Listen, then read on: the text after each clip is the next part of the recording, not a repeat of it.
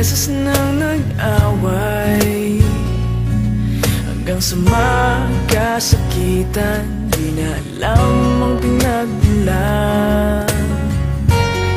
Pati maliliit na bagay na napag-uusapan, bigla na lang pinag-aawayan. Ngunit kahit na ganito, madalas na di tayo magkasundo.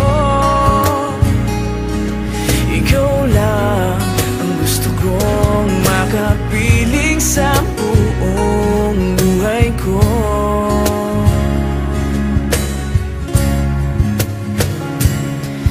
Kahit na binabato mo ako ng kung ano-ano, ikaw pa rin ang gusto ko.